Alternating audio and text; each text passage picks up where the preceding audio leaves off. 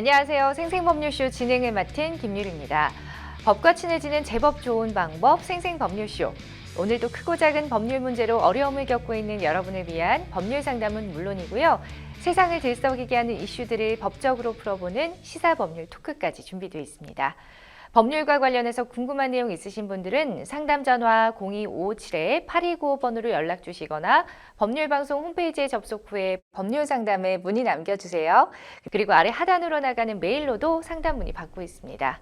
각 분야의 전문 변호사가 무료로 성심성의껏 상담을 드리니까 많은 참여 바라고요. 또 지금 이 방송은 유튜브 통해서도 실시간으로 함께 방송되고 있습니다. 많은 시청 부탁드리고 유튜브 통한 소통 창구도 열어두겠습니다. 네, 그럼 오늘 도움 주실 변호사님 소개해 드릴게요. 김기훈 법률사무소의 김기훈 변호사 자리하셨습니다. 어서 오세요. 예, 안녕하세요. 김기훈 변호사입니다. 오늘도 쉽고 명쾌하게 설명드리도록 하겠습니다. 네, 저는 오늘 지금 변호사님이랑 처음 뵙는 것 같은데 네. 아까 잠깐 이렇게 얘기를 들어봤을 때 굉장히 좀 시원시원한 성격이신 것 같더라고요. 네, 요즘 날씨가 참 더운데 정말 성격답게 시원한 상담해 주시기를 기대해 보도록 하겠습니다. 네, 그럼 오늘 접수된 상담부터 미리 살펴볼게요. 공소사실이 잘못됐어요. 재혼 시 자녀 성분 변경 방법은 대리운전하던 중 사고가 났다면, 혼인을 빙자한 날강도 여자친구. 자, 이렇게 오늘도 역시나 다양한 분야의 상담이 접수가 됐습니다. 잠시 후 어떤 해결책이 나올지 끝까지 지켜봐 주시면 일상생활하는 데도 많은 도움이 되지 않을까 싶어요. 여러분은 지금 생생법률쇼를 함께하고 계십니다. 쉽사리 해결되지 않는 법률 문제를 끌어안고 있다면 지금 생생법률쇼와 함께하시죠. 법률 고민이 해결되는 가장 쉬운 방법을 소개해 드릴게요. 첫째, 02-557-8295로 전화를 한다. 둘째, 법률방송 홈페이지에 접속해서 법률상담 게시판에 문의를 남긴다. 셋째, 지금 화면에 나오고 있는 이메일 주소로 사연과 연락처를 보낸다. 생생법률쇼가 자랑하는 각 분야의 전문 변호사가 여러분의 더부룩한 속을 뻥 뚫어드립니다. 속 시원한 스파클링 상담 프로그램 생생법률쇼. 지금 바로 전화 주세요.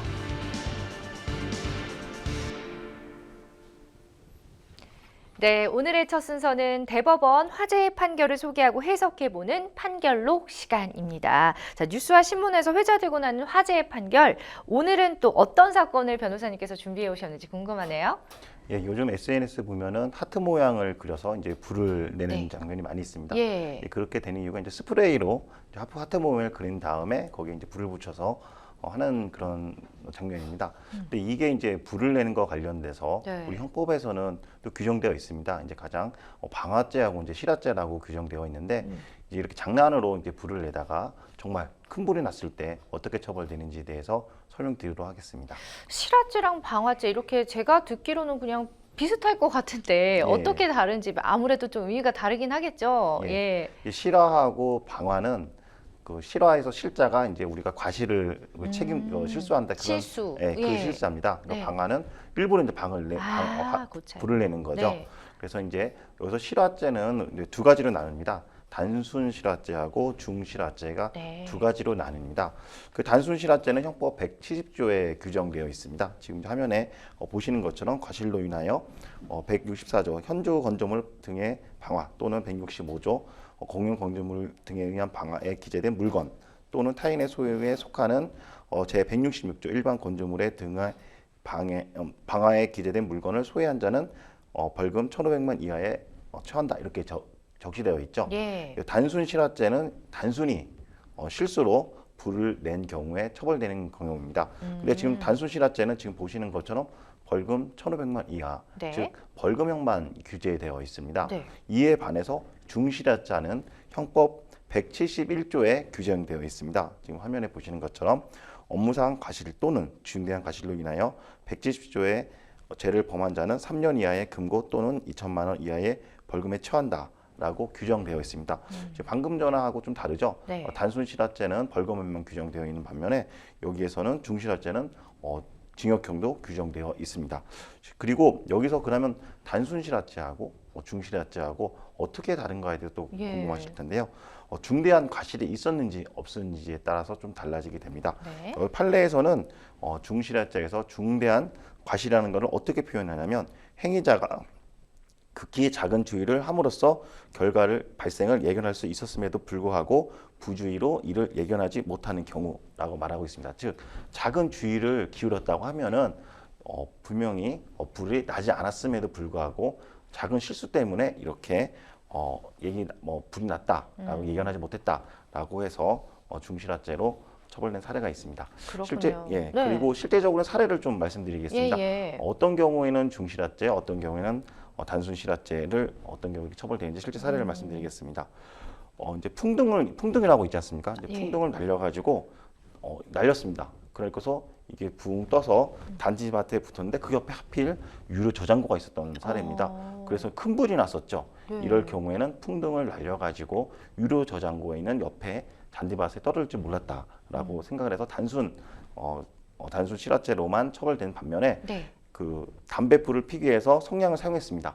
이 성냥을 다 쓰고 나서 던졌는데 그로 인해서 불이 난 사례가 있었습니다. 이럴 경우에는 성냥불이 충분하게 불을 날 수 있다고 하는 그 화재에 대한 원인 소재가 되지 않습니까? 그럴 경우에 이럴 경우에는 중실화죄로 처벌된 사례가 있습니다. 그렇군요. 이런 판례들을 보면은 참 그 판사님들도 솔로몬의 지혜가 생각나요. 왜냐하면 법이라고 하면 무조건 좀 딱딱하고 이렇게 되게 엄격하고 무서울 것 같은데 이런 또 상황에 따라서 또 판단을 하신 다음에 판례가 바뀌는 것에 대해서 참 선례가 있으니까 좀 이해하기가 쉬운 것 같습니다. 자, 즉 사회 통념을 고려할 때 화재주의에 덜 관심을 기울였던 만큼 중실화죄에 가까워지는 게 아닐까라는 생각이 드는데 그럼 방화죄는 어떻게 되나요? 이거는 일부러 냈다라고 아까 말씀을 하셨는데 여기서 방화죄에서는 이제 우리가 노을방, 그다음에 불을 일부러 놓은 겁니다. 고의적으로. 네. 실화죄하고 좀 다르죠. 실화죄는 자기가 실수로 한 건데 방화죄는 고의로 불을 낸 겁니다. 네. 처벌 수위도 완전히 엄청 다릅니다. 실제적으로 보면은 그 방화죄 같은 경우에는 무기 또는 3년 이상의 징역에 처합니다. 근데 이럴 경우에 사람이 만약에 상해를 입었다. 그럼 무기징역 또는 5년 이상의 징역에 처하게 되고 사람이 사망한 경우에는 사형, 무기징역 7년 이상의 징역에 처하게 됩니다.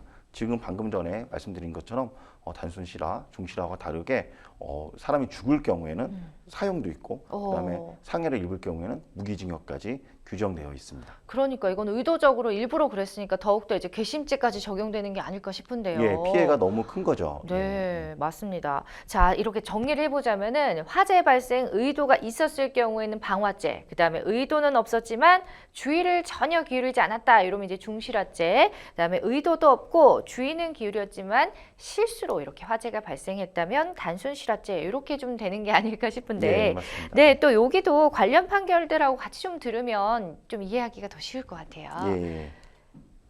단순 실화죄 좀 설명 좀 드리겠습니다. 네네. 담배꽁초를 이렇게 던졌습니다. 그 분리수거장의 방향으로 담배꽁초를 던졌는데 네. 한 사람이 던진 게 아니라 여러 사람이 담배꽁초를 던졌습니다. 예. 나중에는 어떻게든 불이 난 거죠. 그래서 이제 불이 났으니까는 이거에 대해서 이제 책임을 물으려고 하는데 실화죄로 책임을 물으려고 하는데 여러 명이 지금 담배꽁초를 던졌습니다. 그러니까 아니 이 내 담배꽁초 때문에 이게 불이 난 건지 인과관계가 쟁점이 됐었습니다. 아니 이걸 나도 던지고 이 사람도 던지고 이 사람도 던졌는데 꼭 내 거만 해서 불이 나는 거 어떻게 입증을 하냐. 그러니까요. 이런 인과관계에 대한 쟁점이 있었습니다. 이 사안에서 법원에서는 여러 명이 전부 다 담배꽁초를 던진 사람에 대해서 전부 다 형사 책임을 물었습니다. 모두에게. 제가 좀 설명 좀 드리겠습니다. 네. 이 사건에서 그 피고인들, 그러니까 담배꽁초를 던진 사람들은 원인 행위가 불명이어서, 즉 원인 행위가 불명이라는 거는 이 담배꽁초로 인해서 불이 난 것이 확실하지 않다라고 해서 실화죄 미수 아니냐라고 인과관계가 있어야, 그러니까 담배죄로 인해서 불이 났다고 하는 원인, 인과관계가 있어야 네네. 기수로 처벌될 수가 있는데 만약에 인과관계가 없으면 미수로 처벌됩니다. 근데 실화죄에서는 미수가 처벌 규정이 없기 때문에 피고인들마다 각자 다 실화 책임에 미수 이렇게 되다 보니까는 결국에는 우리는 책임이 없다 이렇게 주장을 했었습니다. 예. 근데 법원에서는 절대 그렇게 판단하지 않았습니다. 어떻게 판단했냐면 피고인들 각자 본인이 그 담배꽁초 불씨가 살아있는지를 확인하고 네. 그다음에 이거를 완전히 제거한 다음에 화재를 미리 방지할 의무가 각각마다 있었다. 근데 이를 게을리한 채 현장에서 담배꽁초를 던지고 현장을 떠난 과실이 인정되고 이 과실들이 모여서 즉 경합해서 화재를 일으켰다라고 해서 그 실화자의 책임을 진다라고 판례를 판시하였습니다. 그러니까 담배꽁초를 버린 사람들이 모두가 이제 처벌을 지금 피할 수 없게 된 상황인 건가요? 예, 그렇죠. 과실이 각각 있어도 이게 네. 하나로 뭉쳐가지고 실화 책임이 있다라고 하는 판례입니다. 그렇죠. 뭐 한쪽만 처벌하는 건 사실 인과관계에 맞지 않는 게 아닌가라는 생각이 드는데 이 모든 사람들에게 화재 발생에 대한 주의가 부족했던 건 마찬가지였기 때문에 또 이렇게 또 공평하게 결과를 내린 게 아닌가 싶습니다. 마지막으로 또 다른 판결도 하나 소개해 주시죠. 예, 지금 방금 전에는 이제 제가 담배꽁초로 이제 설명드렸는데 네. 그러면 이제 성냥불도 있지 않습니까? 이제 보통 성냥불. 담배 필 때 네. 성냥불 조만한 거 박스에 넣어서 성냥불로 해서 많이 피우기도 합니다. 그래서 이 성냥불을 붙인 다음에 이 성냥불을 던졌습니다.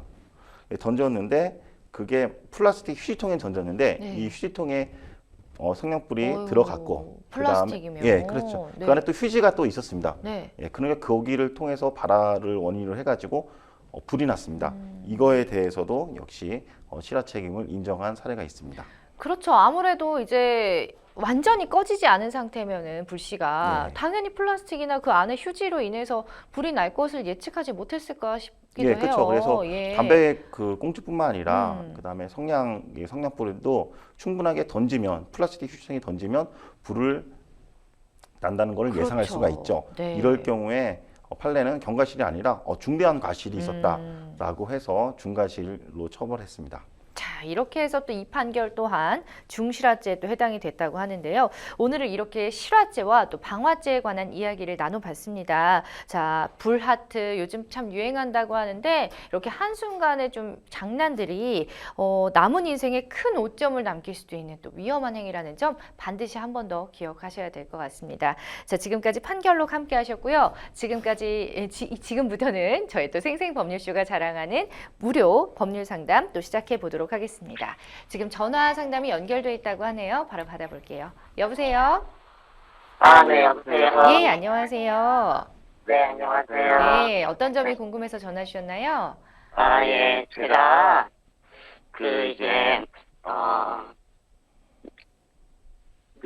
조금, 네. 이제, 불미스러운 사건은 아닌데, 예.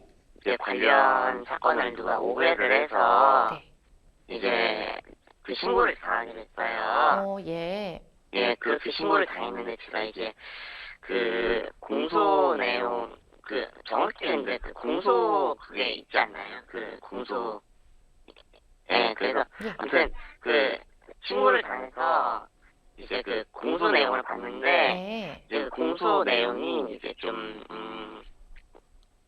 뉘앙스라든가 아니면 예. 좀 표현이, 이제 약간 제가 그 자리에 이제 예를 들어서, 만약에 제가 그 자리에, 네. 없었다고 한다면, 그 공소 내용이나 아니면 그런 얘기들이 표현상의 특징이라든가 아니면, 좀 뉘앙스가 막 있었다? 막 그런 느낌으로 좀 가고 있더라고요. 좀 애매하게 지금 공소장이 작성이 된 걸 받아보셨다는 거죠? 네, 예. 이런 부분들을 좀 다시 고치거나 그럴 수 있는지에 대해서 궁금하신 건가요? 예, 그리고 예. 죄송해요. 괜찮습니다. 네. 예, 이제, 실제로 이제 물론 공소 내용도 좀 다르긴 한데, 네. 이제 제가 그 신고를 받은 상황이 진짜 신고를 받을 만한 상황이 아니었거든요. 네. 이제 소주병이 이제 자체가? 소주병이 이제 바다에 떨어져 깨진 거 가지고, 네. 이제 그렇게 시민이 신고를 한 것 같은데, 그런 것도 조금, 이제 없앨 수 있나, 고소 사실을, 신고 사실을, 그런 걸 또 좀 물어보고 싶어요. 알겠습니다. 지금 일단 상담자님의 말에 의하면 조금 억울한 입장이신 것 같거든요. 좀 예. 구체적인 내용은 지금 옆에 김기훈 변호사님 나와 계십니다. 같이 좀 얘기하면서 상담 이어가 보면 좋을 것 같아요. 바로 연결 도와드릴게요. 예. 네. 예, 안녕하세요. 김기훈 변호사입니다. 예, 안녕하세요. 예. 이제 공소 내용을 말씀해 주셨는데 예, 법원에서 혹시 공소장을 받아보신 적이 있으세요? 이번이 처음이에요. 공소장을 받으신 거죠? 예. 혹시 그 약식 명령이나 벌금 얼마를 내라 이렇게 받으신 건 아니고 공소장이 그거는 아니에요.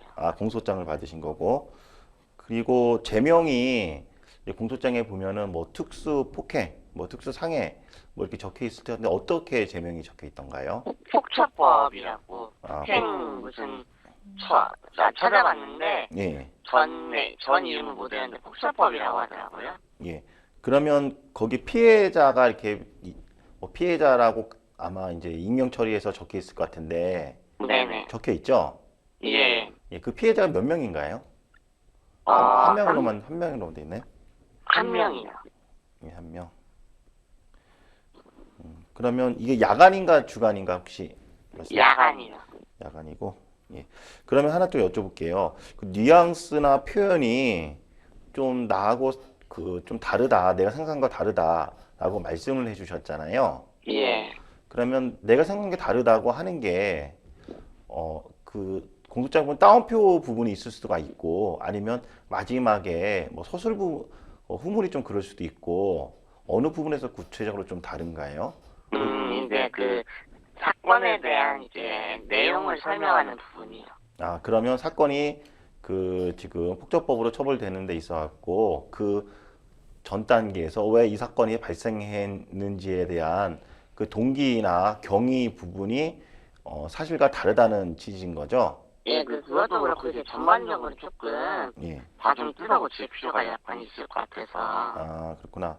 그러면 지금 공소장이 사실관계가 나하고 다르다라고 할 경우에 그 부분에 대해서 판사님한테 의견서를 제출할 수가 있어요. 근데 네. 좀 전반적으로 다르다. 좀 뭔가 잘못됐다. 내 생각이 다르다. 이렇게 하면은 안 됩니다. 이렇게 해서 의견서를 내면 안 되고요. 그 공소장에 보면은 뭐 20줄이 되던 15줄이 되던 몇 줄이 될 거 아닙니까? 예. 예. 그 중에서 어떤 부분이 잘못됐는지 정확하게 공소장의 공소사실이라고 하는데 공소사실에서 어떤 문구가 잘못됐다라고 좀 문구를 특정하셔야 됩니다. 예, 그래서 만약에 뭐 일자가 다를 수도 있고 아니면 장소가 다를 수도 있고 아니면 나는 그런 행위를 하지 않았는데 그런 행위를 했다고 할 수도 있고 아니면 나는 그런 말을 하지 않았는데 그런 말을 했다고 할 수도 있고 내가 먼저 시비를 걸지 않았는데 내가 먼저 시비 걸었다고 공소장이 되어 있던가 그 여러 가지 공소장이 사실관계가 다른 부분이 있을 수 있잖아요.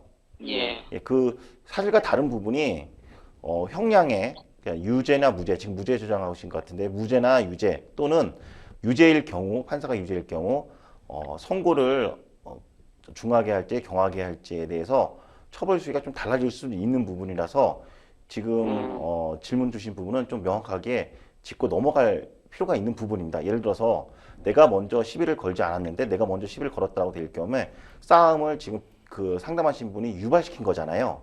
그럴 경우는 당연히 싸움을 유발한 사람에 대해서는 더 처벌을 더 중하게 할 수밖에 없고 오히려 나는 상대방이 싸움을 유발했는데 나는 그 과정 중에 좀 대처하다 보니까 좀 과하게 대처했을 경우에는 오히려 그 내가 유발한 경우보다 좀 경하게 처벌되겠죠. 그래서 지금처럼 이렇게 좀 추상적으로 공소장에 내가 생각한 건 다릅니다. 이렇게 하면 안 되고요. 공소 문구가 있지 않습니까? 그 문구를 딱 특정을 해야 됩니다. 그러니까 그 특정하는 게 꼭 한 개 문구일 필요는 없겠죠. 여러 개가 다르면 여러 개를 다 다르다고 표시를 해야 되겠죠. 예, 그렇죠. 네. 그렇게 표시해서 판사님한테 내가 다릅니다. 이렇게 하면 안 돼요. 이게 왜 다른지에 대해서 설명을 또 해줘야 됩니다. 예, 그래서 내가 시비를 만약에 지금 예를 들어서 지금 상담하시는 분께서 먼저 시비를 걸어, 그러니까 상대방께서 먼저 시비를 걸어 이렇게 되어 있는데 난 시비를 걸어라고 하지 않았다, 먼저 걸지 않았다면 시비를 걸어라는 부분이 공소장에 잘못됐습니다. 라고 해서 왜 난 시비를 걸지 않았는지에 대해서 그럼 누가 먼저 시비를 걸었는지 그거에 대해서 좀 기재를 좀 해줘야 돼요. 이렇게 봐서 상대방이 먼저 걸었습니다. 이에 대해서는 상대방이 먼저 걸은 거에 대해서는 그때 식당 내부에 CCTV를 있었습니다. 아니면은 그 옆에 식당 주인이 목격을 했었습니다. 라고 해서 이렇게 증거까지 할 수 있는 부분을 좀 같이 기재를 하시는 게 좋습니다. 만약에 그 기재하는 부분에서 증인이나 증거가 형량에 대해서 굉장히 결정할 수 있는 결정적 요소라고 하면은 그 재판부에 증거 신청을 하던가 증인 신청을 하던가 그 방법으로 해서 지금 상담하시는 분이 억울한 부분을 좀 풀어줘야 됩니다. 그리고 여기서 더 궁금한 거 있으세요?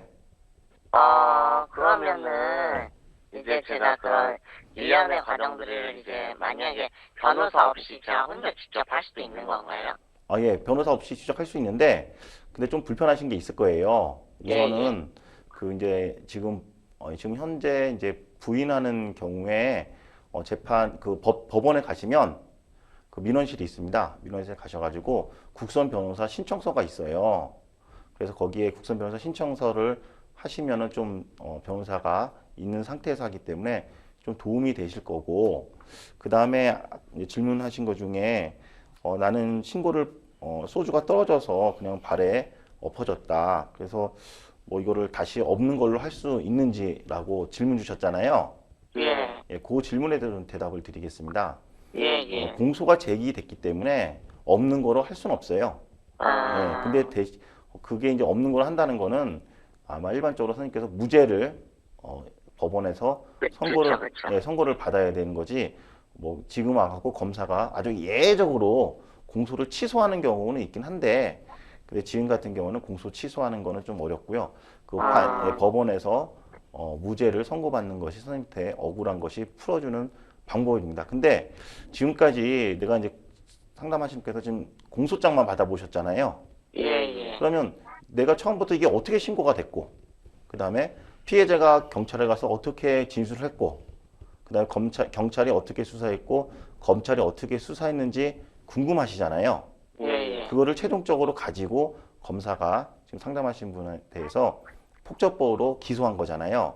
그러면 지금 검찰에 가시면, 검찰 민원실에 가시면은 선생님에 대한 수사 기록을 검찰이 가지고 있습니다. 예, 지금 기소가 된 상태에서는 검찰이 가지고 있는 뭐 신고서나 고소장이나 그다음에 피해자의 참고인 진술 조서나 선생님 지금 상담하신 분 만약 피해자 조서나 그다음에 그동안 경찰의 수사 보고 검찰의 수사 보고 여러 가지 자료들이 물론 이제 CCTV가 있으면 CCTV까지 전부 다 복사를 할 수가 있어요. 예, 복사를. 그래서 복사를 하신 다음에 복사를 할 수 있는 검찰청 민원실에 가시면 그 복사를 하신 다음에 이게 그 만약에 경찰의 수사 보고가 잘못된 사실과 다른 부분이 있거나 그리고 그 신고인 피해자가 사실과 다르게 진술하거나 그런 부분에 대해서 하나씩 좀 지적을 해줘야 됩니다. 근데 그 지적을 하는 부분에 대해서 좀 아까 전에 말씀드린 것처럼 그 법원에 민원실에 가셔가고 변호사 국선 변호사라도 선임을 하셔갖고 진행하시면은 좀 많이 도움이 되실 거예요. 그래서 지금 같은 경우에는 선생님께서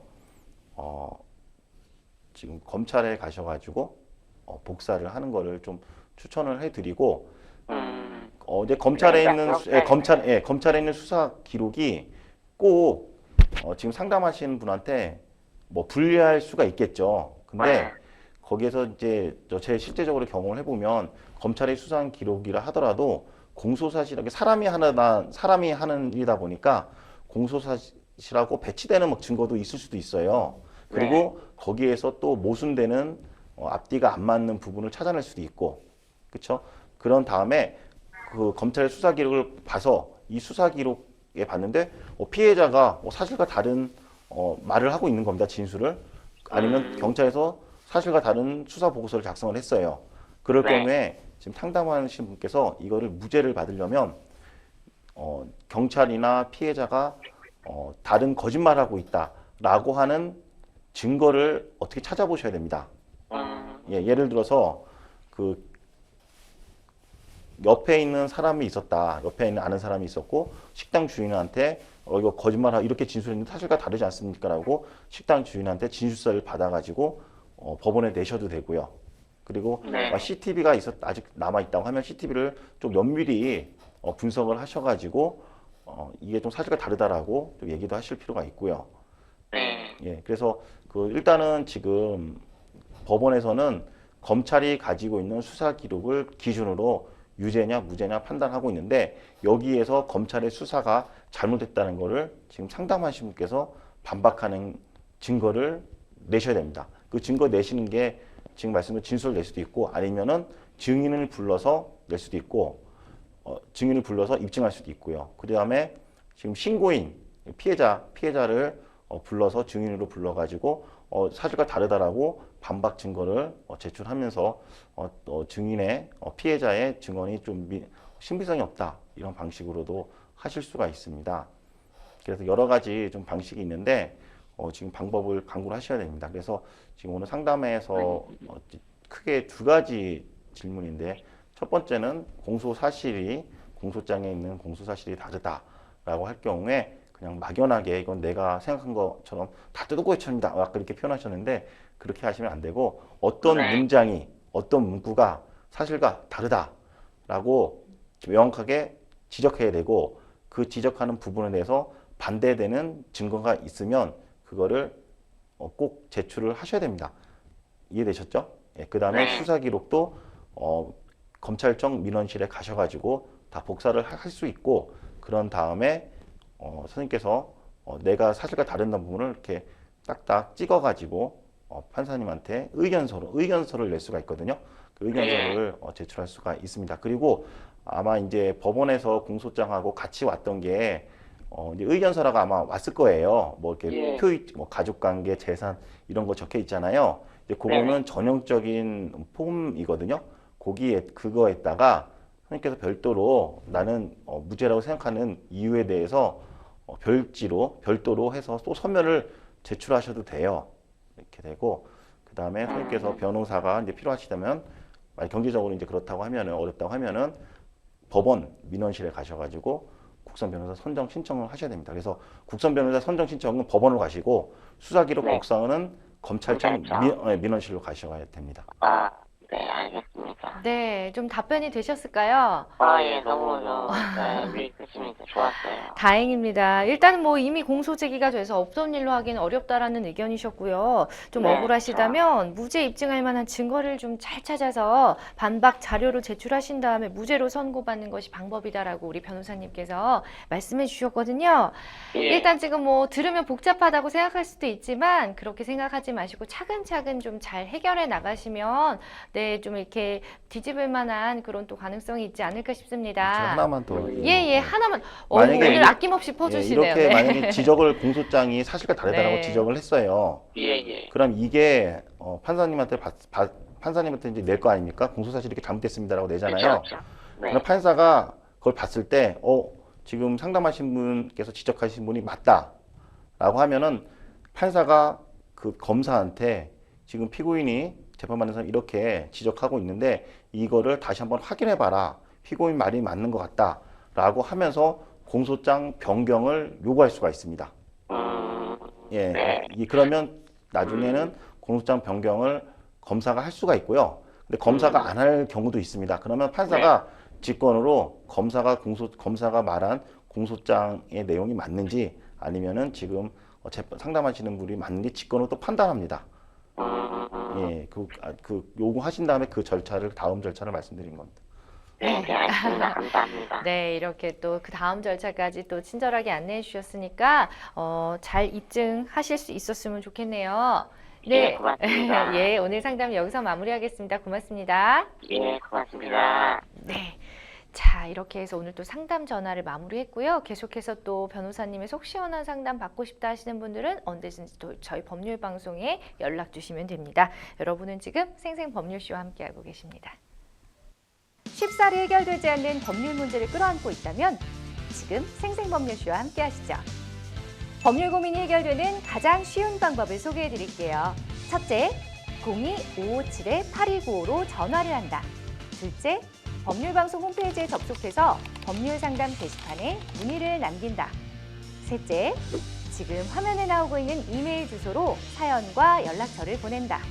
생생법률쇼가 자랑하는 각 분야의 전문 변호사가 여러분의 더부룩한 속을 뻥 뚫어드립니다. 속 시원한 스파클링 상담 프로그램 생생법률쇼. 지금 바로 전화 주세요. 네, 이번에는 법률방송 이메일을 통해서 들어온 여러분의 고민 해결해 드리겠습니다. 저는 첫 결혼해서 딸을 낳았지만 결혼 생활은 오래 가지 못했습니다. 남편은 경제적으로 무능력했고 성격조차 맞지 않아 결국 이혼 서류에 도장을 찍었습니다. 그 후 지금의 남편을 만나게 됐습니다. 남편의 따뜻한 성품에 끌려 고심 끝에 재혼을 했는데요. 저희 부부는 제가 전 남편 사이에 낳은 딸을 함께 키우며 안정적으로 생활하고 있습니다. 딸도 남편을 잘 따르고 아빠로 생각하고 있고요. 딸 아이는 친부와도 한 달에 한두 번 만나고 친부가 양육비도 정기적으로 보내와서 친부와의 사이도 큰 문제는 없습니다.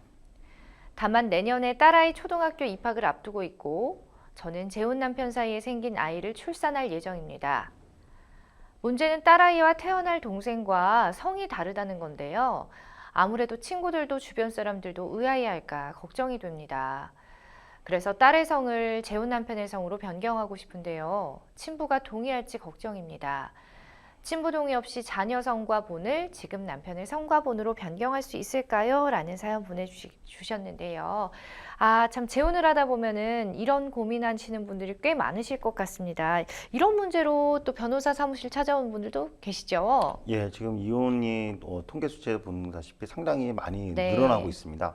거기에 이제 지금처럼 이제 취약 아동에 대한 이혼이 많이 들어가 있고 또 미취학 아동의 이혼의 경우에도 이제 곧 초등학교를 들어가기 때문에 특히 초등학교 학생들 경우에 아버지가 자기 성하고 다르다라고 하니까 상당히 그런 고통을 많이 느끼고 있는 상황이기 때문에 네. 이런 유의 지금 상담은 상당히 많이 있는 상황입니다. 그럴 것 같아요. 그리고 좀 요즘에도 헷갈려하는 분들이 많으실 것 같은데 예전에는 아버지 본을 따라야 됐지만 예. 요즘에는 또 꼭 그렇지만은 않다고 제가 알고 있는데 맞나요? 예, 그 민법에 따르면은 민법 781조입니다. 그러니까 자녀는 네. 부의 성과 본을 따른다라고 규정되어 있긴 합니다. 근데 이 규정이 무조건적으로 아버지의 성과 본을 따라야 되는 건 아닙니다. 예외적으로 네 가지 경우가 있는데요. 예. 첫 번째는 그 부모가 혼인신고 시 모의 성과 본을 따르겠다고 합의한 경우, 예, 그 혼인신고 시 어머니의 성과 본을 따르겠다고 합의한 경우, 예. 그다음에 부가 외국인일 경우, 그다음에 아버지가 누군지 알 수 없는 경우, 그런 경우도 있고, 그다음에 자녀의 복리를 위하여 자의 성과 본을 변경할 필요가 있는 경우, 이 네 가지의 경우에는 꼭 아버지의 성과 본을 따르지 않아도 됩니다. 그런데 이 성과 본을 변경할 때 주민센터에 가셔가지고 네. 나 이거 김씨에서 박씨로 바꿔주세요 라고 해서 되는 게 아닙니다. 그렇죠. 예, 그때는 그 법원에서 성과 본의 변경을 허락하는 허가는 결정서가 있습니다. 그 법원의 판사 도장 찍힌 결정문을 성과본을 변경한다라고 예. 하는 결정문을 가지고 가야 주민센터에서 변경을 해주지 그냥 가셔가지고 김씨에서 박씨로 바꿔주세요라고 네. 해서 변경되는 건 아닙니다. 그렇군요. 일단은 뭐 법적으로는 법에서는 명기되어 있는 게 부의 성을 따른다라고 예. 되어 있긴 하나 말씀하신 네 가지 경우에 해당한다면 또 모의 성으로 따를 수도 있다라는 말씀이신데 주로 법원 같은 경우에는 자녀의 성본을 바꿀 필요가 어떤 경우에 있다라고 판단을 하는지요? 예, 자의 복리라고 표현하는데 네. 자녀의 복리를 가장 우선으로 고려하게 됩니다. 네. 그럼 자녀의 복리는 도대체 자의 복리는 어떻게 판단해야 되는지 보면은 모자의 관계, 그다음에 부자의 관계, 그다음에 자녀의 의사, 그다음에 자녀의 나이, 성숙성, 그다음에 가족 관계, 그다음에 새로운 아버지 성과 본으로 변경했을 때 어떠한 자녀들한테 어떠한 변화가 있는지 아니 어려움이 있는지 이런 것들을 종합적으로 고려해서 법원에서는 성과 본을 변경해 줍니다. 그러니까요. 우리 또 사연 보면은 성본 변경 시에 친부의 동의가 반드시 필요한 것에 대해서 요거 부분에서 조금 고민을 하시는 것 같은데 실제로 어떨까요? 예, 맞습니다. 실제적으로 친부가 동의를 안 해주겠다라고 네. 이렇게 얼음증을 놔가지고 이제 아내가 이제 사실 상심이 큰 경우도 많이 있습니다. 실제 인터넷으로도 아버지의 동의가 필요하다라고 해서 그걸 그 글을 보고서 네. 상담도 많이 오는데요. 그렇지 않습니다. 그래요? 가사 소송 규칙에 따르면 그 부모 또는 자녀가 13歳이상일 경우에는 의견을 청취하라고만 되어 있습니다. 즉 동의를 받아야 된다고 규정되어 있지 않습니다. 또 민법도 마찬가지입니다. 어떤 동의를 아버지의 친부의 동의가 있어야 되냐 그렇게 규정되어 있지 않습니다. 그래서 실제적인 대법원 판례를 보면은 올해 작년 3월달에 나온 판례입니다. 네. 가정법원이 부모 그 동의의 의견을 청취할 수 있다고만 규정하고 있다. 그리고 성본경을 변경하는 청구의 부모 중 일방이 단지 이를 희망한다는 사정은 주관적 개인적인 선호에 불과하며 이에 대하여 타인의 동의를 하였다 하더라도 그 사정만으로 성본 변경 허가 요건을 충족하기 하였다고 보기 어렵다. 뭐 이렇게 네. 판단해가지고 꼭 반드시 타인의 남편의 동의를 있어야 된다고 보진 않습니다. 이 부분은 좀 많은 분들이 기억해 두시면 좋을 것 같습니다. 이렇게 또 복잡하게 얽히는 게 싫어가지고 고민만 하다가 그냥 그치는 분들도 분명 계실 것 같은데 반드시 동의가 있어야 할 필요는 없다라는 말씀 해주셨고요. 실제로는 그럼 법원에서 성본 변경에 대해서 주로 어떤 판결이 나고 있는지 궁금해요. 예, 성본 그 변경에 대해서 네. 엄격한 기준을 가지고 판단을 합니다. 그래서 새로운 가족 관계가 형성되는 상황에서 허용할 필요가 있다고 하면서 법적 안정성에 이업이 문제되지 않거나 그다음에 성이 생물학적 부의 혈통을 상징하는 것보다 더 큰 이익이 있는 경우에는 자의 복리를 위해서 성의 변경을 허용해야 한다고 판시되어 있습니다. 예. 예. 그러면은 끝으로 우리 상담자분께 또 속 시원한 또 조언 한 말씀 부탁드리도록 하겠습니다. 예, 제가 이런 경우에 실질적으로 이 사례를 한번 경험을 해봤었습니다. 네. 법원에서도 그때 당시 5세의 아이였는데 초등학교에 입학하는 거에 대해서 아버님에 대한 문제가 생겨가지고 성본경이 생겨가지고 지금 말씀드린 것처럼 이거 초등학교 가서 아버지의 성이 닿았을 때 정말 불편함이 많다, 따돌림 받을 수 있다, 이 부분을 강조해서 자의 복리를 이유로 변경시킨 적이 있습니다. 예. 알겠습니다. 자, 이런 또 판례도 있다고 하니까 희망을 잃지 마시고 잘 상의해서 또 성별이래요. 큰일 날 뻔했네. 네, 성본 변경을 하셨으면 좋겠습니다. 자, 계속해서 이번에도 법률방송 이메일을 통해서 들어온 여러분의 고민 해결해 드리겠습니다. 남편은 대리운전을 했습니다. 원래는 작은 광고 회사를 다녔는데요. 다니던 회사가 문을 닫게 됐고 일자리를 구하려고 백방으로 노력을 했지만 재취업 일자리는 찾지 못했습니다. 그래도 저와 우리 애들까지 내 식구 생활비에 보태려고 낮에는 물류센터 아르바이트를 하고 밤에는 대리운전 일을 했습니다. 처음에는 대리운전도 건수가 많지 않아 힘들어했는데요. 최근에는 콜을 받는 핸드폰 어플이 잘 되어 있고 자신은 젊어서 정보도 빨리 찾고 시스템도 잘 안다면서 콜이 많이 들어오는 업체와 계약해서 일하니까 상황이 괜찮은 편이라고 저를 안심시키기도 했죠. 그런데 얼마 전 대리운전 중에 교통사고가 났습니다. 빗길에 차가 미끄러져 정말 큰 사고로 이어질 뻔했다는데요. 남편은 다리가 부러지고 몸이 상해서 무척 속상했습니다. 저는 남편이 일을 하다 다친 거니까 당연히 치료비를 받을 수 있을 거라 생각을 했는데요. 설상가상으로 산재보험 가입이 되어 있지 않은 걸 그제야 알게 됐습니다. 남편은 재취업까지 잠깐만 일하는 거고 핸드폰 앱으로 그때그때 콜을 받는 거라 프리랜서라고 봐서 따로 산재 가입을 할 생각까지 않았다는데요. 치료비가 상당히 나왔고 회복할 때까지 남편은 일을 못하기 때문에 생활비도 걱정이 돼서 솔직히 너무 막막합니다. 정말 이럴 때는 방법이 없는 걸까요? 라는 사연, 아주 긴 사연이었습니다. 자, 지금 업무 중에 일단 팩트는 사고가 나서 당분간 일을 할 수 없는 상황이긴 한데 현재 산재보험에 가입되어 있지 않은 상황이기 때문에 걱정을 하시는 것 같아요. 아무래도 치료비가 나가는 걸 무시 예. 못하겠죠. 자, 그러면은 우리 사연자 님 말씀처럼 보험에 반드시 가입이 되어야만 산재 보상을 받을 수가 있는 걸까요, 변호사님? 아니, 그렇지 않습니다. 보험에 가입하지 않더라도 산재보험을 혜택을 받을 수가 있습니다. 네. 산재보험법 제6조를 보면은 근로자를 사용하는 모든 사업자는 산재보험법에 적용된다라고 규정되어 있고 고용상재보험료 징수법 제5조 1항 3항에 따르면은 산재보험법에 적용을 받는 사업자는 당연히 보험 가입을 해야 된다라고 규정되어 있습니다. 그래서 지금 같은 경우에는 산재보험에 가입되지 않더라도 산재보험의 혜택을 받을 수가 있습니다.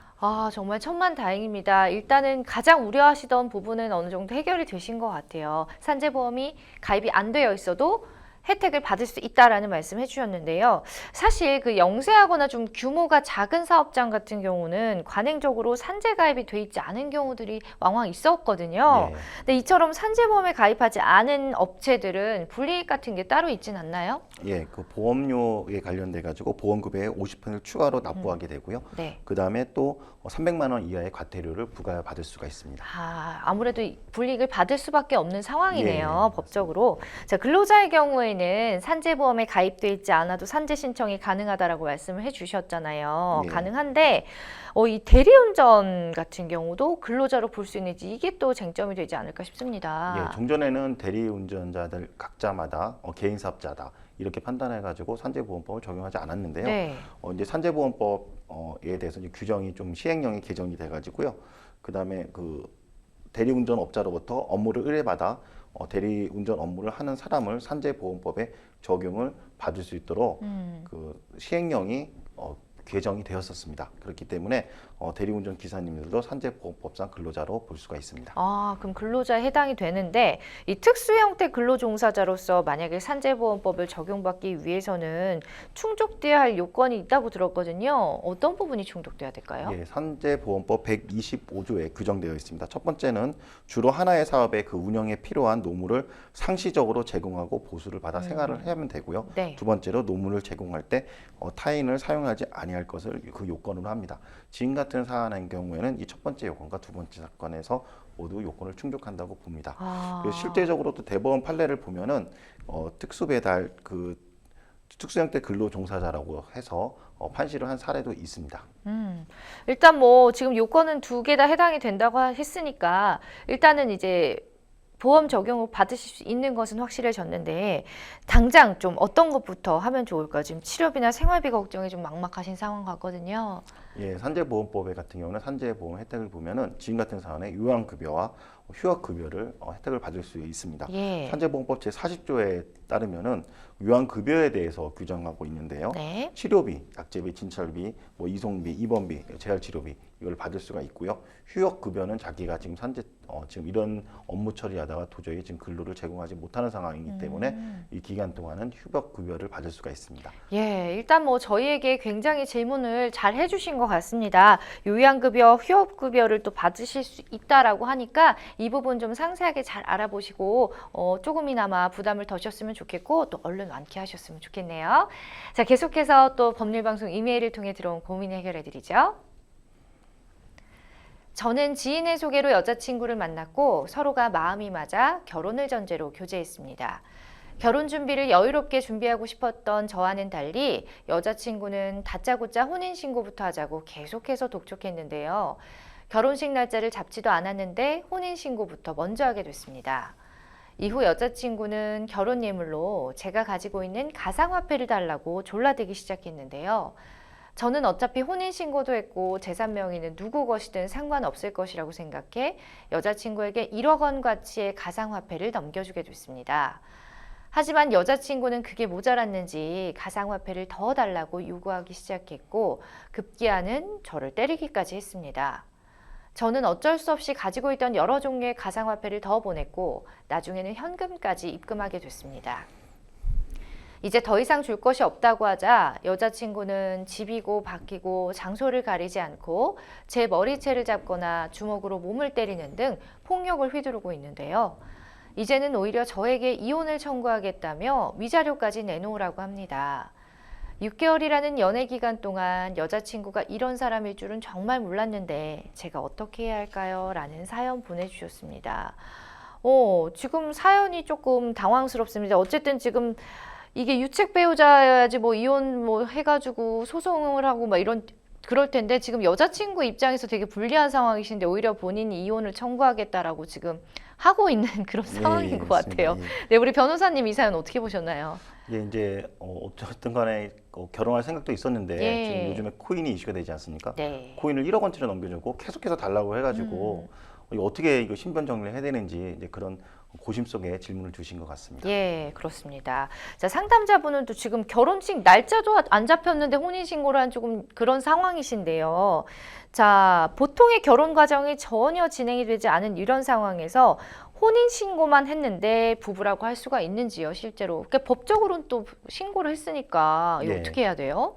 이제 질문이 좀 애매하긴 하지만은 네. 결혼식을 했느냐, 상견례를 했느냐, 신혼집을 마련했느냐, 얘가 그 혼인 법적으로 부부를 인정받을 수 있는 필수 요건은 아닙니다. 민법의 812조에 따르면 혼인에 성립할 때는 가족관계 등록에 관한 법률에 따라서 신고를 할 경우에 법적으로 혼인을 했다고 인정을 해줍니다. 이 사안에서 상방이 남자와 여자가 상방이 결혼할 의사를 가지고 혼인할 의사를 가지고 혼인 신고를 했다고 하면은 적법하게 법률론이 성립된다는 걸로 봐야 될 것 같습니다. 일단은 그럼 부부네요, 법적으로. 예. 그런데 제가 저의 그 짧은 지식을 또 동원하자면 이런 경우에는 혼인 취소나 혼인 뭐 무효 이런 거를 또 소송을 할 수가 있다라고 제가 알고 있거든요. 예. 네, 방법 없나요? 예. 예. 혼인 취소하고 혼인 무효를 먼저 생각해 볼 수가 있습니다. 네네. 그래서 지금 같은 경우 나 이거 사기 당했다. 이거 사기로 결혼 혼인 신고 한 거 아니냐. 그래서 혼인 취소를 먼저 생각해 볼 수가 있는데 네. 혼인 취소는 법적에 이제 규정되어 있습니다. 이제 민법 816조에 규정되어 있는데요. 혼인 정령이 아니거나 아니면 근친혼, 그다음에 악질 기타 중대 사유가 있음을 알지 못하고 혼인 신고를 하거나 사기, 강박, 혼인의 의사 표시를 한때 규정하고 있는데 지금 같은 경우에는 좀 사기까지는 좀 보기는 어려운 사안이라서 혼인 취소는 안 되고요. 네. 혼인 무효는 이제 민법 840조에 규정되어 있는데 이것도 혼인 합의가 없거나 근친혼, 직계 친인척 관계, 양부모계 직계 혈족 관계 있었을 때 혼인 무효라고 보고 있습니다. 네. 그래서 지금 같은 경우에는 혼인 무효나 취소 사유는 안 되고 다만 민법 840조에 이혼 사유는 해당될 수가 있습니다. 네네. 민법 840조 사무에 따르면 배우자로부터 심히 부당한 대우를 받았을 때는 이혼을 청구할 수 있는 사유가 되긴 합니다. 예, 그러면 이제 이혼 사유로 이제 상대방이 지금 제가 이 사연만 봤을 때는 이게 한 사람 입장만 들으니까 상대방이 유책 배우자 같은데 이혼을 그러면 요구를 당연히 할 수가 있는 상황인 거죠. 예. 예, 상대방 알겠습니다. 지금 상담하신 분은 자기가 이게 폭행도 당하고 계속 돈을 뺏기는 맞아요. 입장에서는 그 유책 배우자를 상대로 해서 이혼 청구를 할 수가 있습니다.